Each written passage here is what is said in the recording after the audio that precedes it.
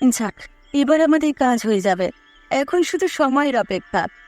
কখন ঘুম থেকে উঠা এবং কখন তাকে দেখাবো আর কখন আরাধ্যাকে ফাঁসাবো। সেটা তো নাই। তারপর আরাধ্যাকে কিভাবে বাড়ি থেকে বের করে দেবে সেটাও তো দেখতে হবে। আমি তো সেটার অপেক্ষায় আছি। কি ভালো মেয়েটা, এভাবেই না কান্নাকাটি করবে। তা না তো কি, আমার তো আর তর সহ্য হচ্ছে না রে। আরাধ্যা হাজারবার বললেও মা ওর কথা বিশ্বাস করবে না। মা শুধু আমাদের কথাই বিশ্বাস করবে। আমরা জোর গলায় বলবো আমরা দেখেছি আরাধ্যাকে এই কাজ করতে। কিন্তু মা যদি চন্দ্রশেখর বাবুকে জিজ্ঞাসা করে তাহলে? আরে, আমরা তো চন্দ্রশেখর বাবুর কথা বলবোই না। তাহলে মা আন্দাজে চন্দ্রশেখর বাবুকে জিজ্ঞাসা করবে কিভাবে? আর চন্দ্রশেখর বাবু তো জানে না যে আমরা লোকই সব কিছু বিক্রি করছি। তাই এইসব নিয়ে আর কখনোই কোনো কথাবার্তা কিচ্ছু হবে না। ঠিক আছে, কাজ তো করে ফেললাম, এবার কিন্তু আমার বড্ড ভয় করছি গো। যদি আমরা ধরা পড়ে যাই তাহলে মা আমাদেরকে বাড়ি থেকে বের করে দেবে, আর চন্দ্রশেখর বাবু আমাদেরকে শাস্তি দেবে আরাধ্যাকে ফাঁসানোর জন্য। তুই এসব নিয়ে চিন্তা করিস না। তো এইসব আগে ভেবে চিন্তে করেই আমি এই কাজে নেমেছি। আমি অন্তত অত কাঁচা খেলোয়াড় নয়। একবার যখন এই কাজ করে ফেলেছি তাহলে আমরা যে কোনোভাবে আরাধ্যাকে ফাঁসাতে পারবো। পড়তে যেতে হবে। যে কাজ করে ফেলেছে তারা পিছু হটার কোনো প্রশ্নই ওঠে না, আর আমরা পিছনে কোনোভাবেই যেতে পারবো না। তাহলে এসব চিন্তা না করে কাজের চিন্তা কর। কখন ঘুম থেকে উঠে সেই অপেক্ষা কর। আয় রে আয়, এ আমার কি সর্বনাশ হলো। ও মুক্তরি, তুই আমার কপালটা পরিয়ে দিয়ে গেলি রে। তুই কিভাবে এই চাল ডাল এমনকি গোলার ধানগুলো বিক্রি করে দিলি? তোর যখন এত টাকার প্রয়োজন ছিল তখন তো আমাকে বলতে পারতিস। তুই কেন এগুলো বিক্রি করতে দিয়েছিলি? বিশেষ করো মা, আমি এসব কিচ্ছু করিনি। আমি তোমাকে ছুঁয়ে বলছি, আমি বোনদের নামে শপথ করে বলছি আমি এগুলো বিক্রি করিনি। চুপ করতে, তোকে আমি সকালবেলা দেখেছি কোত্থেকে যেন ফিরে এলি, তখনই আমার সন্দেহ হয়েছিল এই কাজটা তুই ঘটিয়েছিস। তাই তো আমি আগে বুঝতে পারিনি। এ বোরা মুখিকে আমি আর এ বাড়িতে রাখবো না, কিন্তু ওরা আমার বাড়ি থেকে দৌড়া। আমি কোথায় যাবো মা? তোমরা বিশ্বাস করো আমি এরকম কোনো কাজ করিনি। এইসব কোথায় গেল আমি কিচ্ছু জানি না। তোমরা একবার আমাকে বিশ্বাস করো। চুপ কর তুই, আমি আর তোর কোনো কথায় বিশ্বাস করতে চাই না, শুনতেও চাই না, তোর মুখও দেখতে চাই না। তুই আর কোনো দিনে বাড়িতে ফিরে আসবি না। তুই আমাদের অনেক বড় সর্বনাশ করে দিয়েছিস। না গো মা, বিশ্বাস করো আমি এমন কিচ্ছু করিনি। বোন, তোরা কিছু বল না। আমরা আর কি বলবো? আমরা যা বলার বলেই দিয়েছি। আমরা তো আর মিথ্যা কথা বলতে পারবো না। শুনলি তো, এবার তো শুনলি, যা আমার বাড়ি থেকে বের হয়ে যা। আর কোনোদিন যেন এ বাড়ির আশেপাশেও তোকে না দেখি।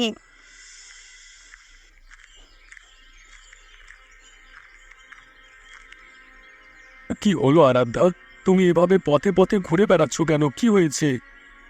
ওরা আমাকে বাড়ি থেকে বের করে দিয়েছে, কিন্তু বিশ্বাস করো আমি কিচ্ছু করিনি। আমি এমন ধরনের কোনো কাজ করতে পারি না। ওরা মিথ্যে কথা বলছে। আমি জানি তুমি কিছু করোনি, কিন্তু বলো আগে কি ঘটেছে, না হলে তো কোনো উপায় খুঁজে বের করতে পারবো না আমি। আজকে সকালে উঠে আমরা দেখলাম ঘরের সমস্ত চাল ডাল ধানের গোলা থেকে ধান এগুলো কিচ্ছু নেই। সব কিছু উধাও হয়ে গেছে। উধাও হয়ে গেছে? এটা আবার কেমন ধরনের কথা? তা তো আমি জানি না গো, তবে অঞ্জলি, পূজা আর মা বলছে এই সব কিছু নাকি আমি বিক্রি করে দিয়েছি টাকার জন্য। কিন্তু আমি এসব কেন করবো বলো? আমার তো কোনো কিছুতে টাকার প্রয়োজন হয় না। যা বুঝবার তা আমি ঠিক বুঝতে পেরেছি, তুমি চিন্তা করো না। তোমাকে এই পরিস্থিতি থেকে আমি নিজেই বের করব। এখন আমি কোথায় যাব বলো? আমাকে তো ওরা বাড়ি থেকে বের করে দিয়েছে। আমার যাওয়ার কোনো জায়গা নেই। আমি আমার বাড়িতে তোমাকে নিতে পারতাম, কিন্তু গ্রামের লোক ছিছি করবে বলে তোমাকে আমার বাড়িতে নিতে পারছি না। তার চেয়ে বরং তোমাকে চন্দ্রশেখর বাবুর বাড়িতে নিয়ে যাই। চন্দ্রশেখর বাবু কি আমাকে সাহায্য করবেন? অবশ্যই করবে। বাবু একজন ভালো মানুষ, গ্রামের সবার বিপদে আপদে তিনিই তো সাহায্য করেন। তুমি চলো, তোমাকে নিরাশ করবেন না। ঠিক আছে।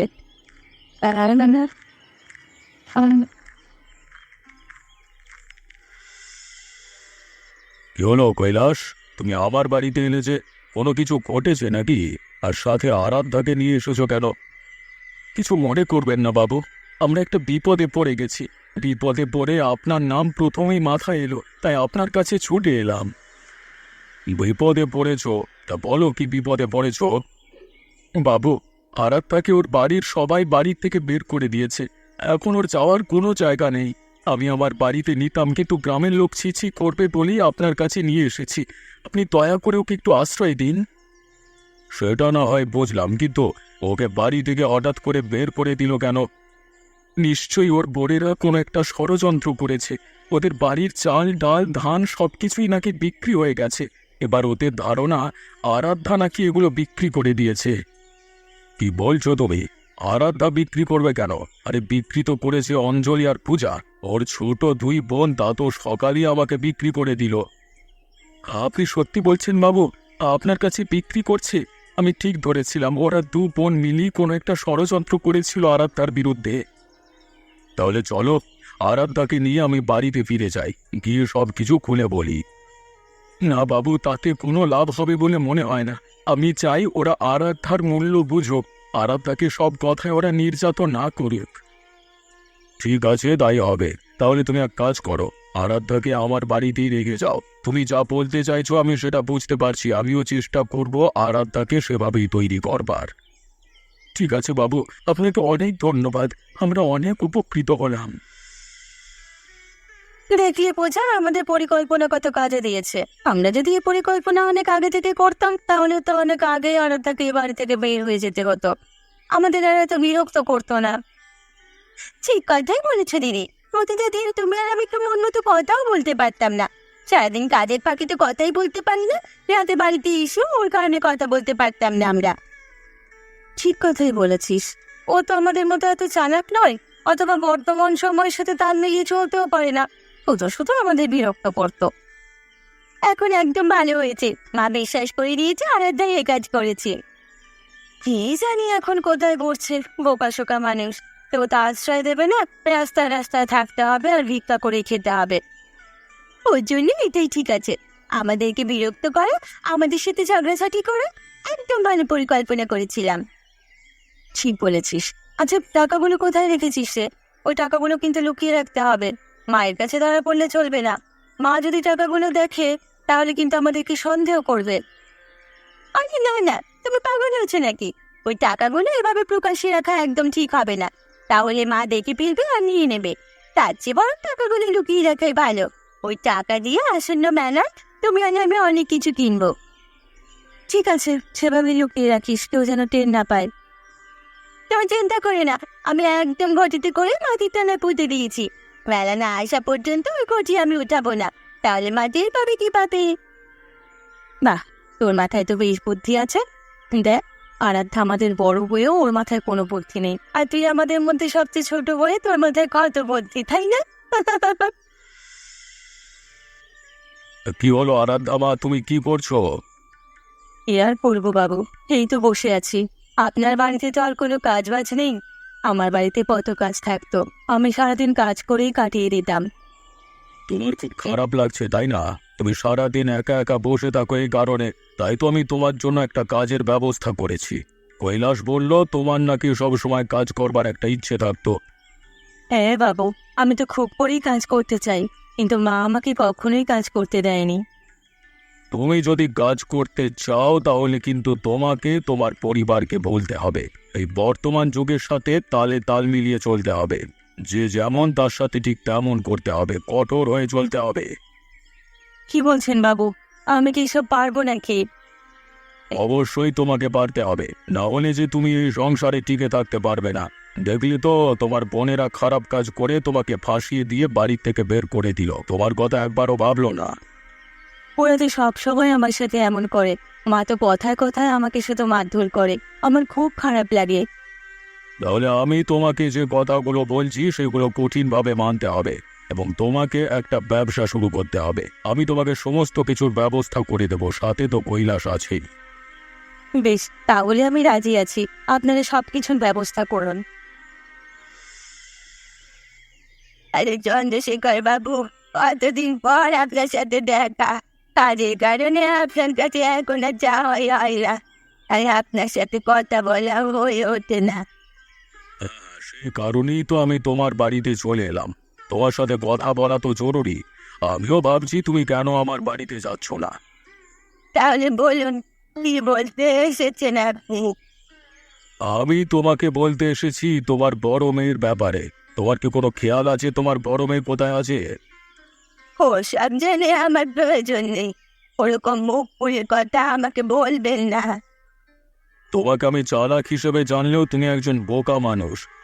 তোমাকে তোমার দুই মেয়ে যা বুঝিয়েছে তাই তুমি বুঝে নিয়েছো, আর সেগুলো বুঝেই আরাধ্যাকে বাড়ি থেকে বের করে দিয়েছো। মানে কি বলছেন আপনি এসব বাবু? আমি ঠিক কথাই বলছি। সেদিন তোমার চাল ডাল ধানের গোলা এসব কিছু তোমার ছোট দুই মেয়ে আমার কাছে বিক্রি করেছিল। আমি তার জলজ্যান্ত প্রমাণ। আর তুমি কিনা আরাধ্যাকে বাড়ি থেকে বের করে দিলে। কি বলছেন বাবু? আপনি সত্যি কথা বলছেন? অঞ্জলি আর পূজা এই কাজ করেছে, আর তারপর আরাধ্যার নাম দিয়েছে? তা নয় তো কি, আমি নিশ্চিত সেই চাল ডাল ধান বিক্রি করবার টাকাগুলো ওদের কাছেই আছে। তুমি যাচাই বাছাই না করেই তোমার মেয়েকে বাড়ি থেকে বের করে দিয়েছো। আমি তো সত্যিটা জানতাম না বাবু। আমার বড় ভুল হয়ে গেছে। আমি তোমাকে সত্যিটা আরো আগেই জানাতে পারতাম। আগেই জানাইনি, এখন জানিয়ে গেলাম। এবার তোমার যা করবার তুমি করতে পারো। দিদি, ও দিদি, কোথায় গেলি তুই? দেখ আমরা এসেছি, আমাদের সাথে কথা বলবি না?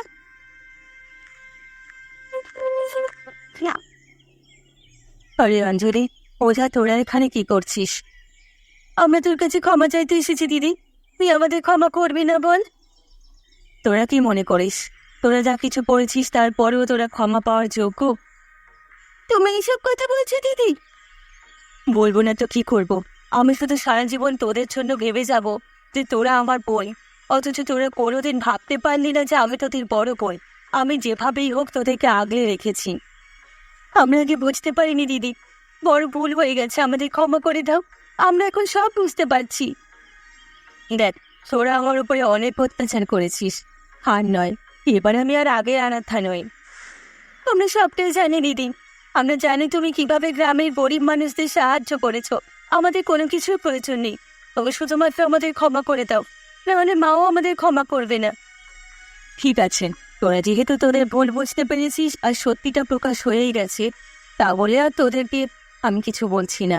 আমি তোদের ক্ষমা করে দিলাম, কিন্তু খবরদার আর কোনোদিন তোরা কোনো অন্যায় কাজ করিস না। আমি তোকে কথা দিচ্ছি দিদি, আমরা কোনোদিন কোনো অন্যায় কাজ আমরা করবো না। এখন থেকে আমরা সঠিক পরিশ্রম করে টাকা উপার্জন করব। বেশ, তাহলে তাই হবে। তোরা এখন চলে যা, আমি তোদের ক্ষমা করে দিয়েছি। মা, তুই আমাকে সত্যি ক্ষমা করে দিস তো? আমি তো লজ্জায় মরে যাচ্ছি, নিজের ভেতরের অনুশোচনা বোধ কাজ করছে।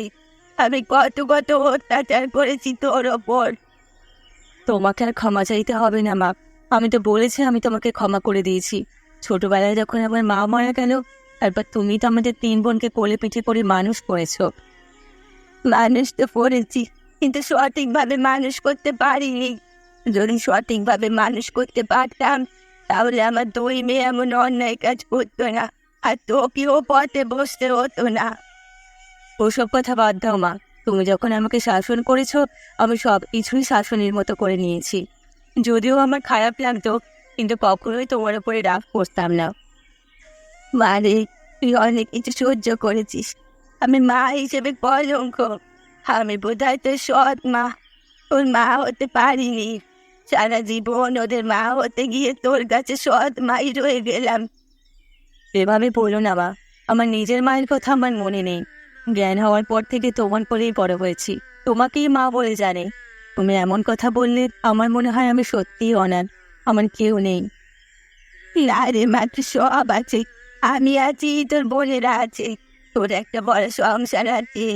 আমার টাকা পয়সা কিছু চাই না, আমি আগের বললেও এখন আমার শুধু একটা সংসার চাই। আমি আর কতদিন বেঁচে থাকবো বল? সত্যি মা, আমার সব কিছুই আছে। আমি তোমাদেরকে নিয়ে চোখ চোখ ধরে বেঁচে থাকতে চাই। তোমরাও আমাকে তোমাদের পরিবারের সদস্য হিসেবে মেনে নাও। কি গো বাচ্চা, এবার তুমি খুশি তো? সেই কবে থেকে আমার বড় মেয়েটার পিছু পিছু তুমি ঘুরছো, শুধুমাত্র আমার কারণেই সাহস করতে পারোনি, তাই না? হ্যাঁ মা, আপনার কারণেই আমি সাহস করতে পারিনি। আপনাকে বড্ড ভয় পেতাম তো তাই। এখন আর ভয় লাগছে আমাকে? একদম নয়, এখন আর কাউকে ভয় লাগছে না আমার, কারণ এখন আমার স্ত্রী আমার পাশে আছে। আমার স্ত্রী তো আর আগের মতো নেই, এখন আমার স্ত্রীকেই আমার ভয় লাগছে। যাই বলো না কেন, এই কৈলাস যদি না থাকতো তাহলে আরাধ্যার এত উন্নতি হতো না। হয়তো আরাধ্যা পথে পথেই ঘুরতো, তাহলে এরকম একটা হাসি খুশির পরিবার আমরা পেতাম না। ঠিকই বলেছেন। আরাধ্যাকে বের করে দিয়ে আমি আরাধ্যার কোনো খোঁজ খবরই নেইনি। এই কৈলাস আরাধ্যাকে সব সময় আগলে রেখেছে। আমি কৈলাসের মতো একজন জীবনসঙ্গী পেয়ে নিজেকে খুব ভাগ্যবতী মনে করছি। আমি চাই প্রত্যেকটা মেয়ে তার জীবনসঙ্গী যেন এমনই পায়। পৃথিবী উল্টে গেলেও যেন প্রতিটা মেয়ের জীবনসঙ্গী তার পাশেই থাকে। আমি তোমাকে কথা দিচ্ছি, যত খারাপ পরিস্থিতি আসুক না কেন, আমি তোমার হাত কোনো দিন ছাড়ব না। তোমাকে সারা জীবনের মতো আগলে রাখবার দায়িত্ব আমি নিলাম। তোমাকে আর কোনো দিন দুঃখ পেতে আমি দেব না। জীবনে অনেক দুঃখ পেয়েছো, আর নয়। এবার চলো, আমরা সবাই মিলে একটা সুখী পরিবার গড়ে তুলি। এমন মজার মজার গল্প দেখতে আমাদের চ্যানেলকে সাবস্ক্রাইব করতে ভুলবেন না।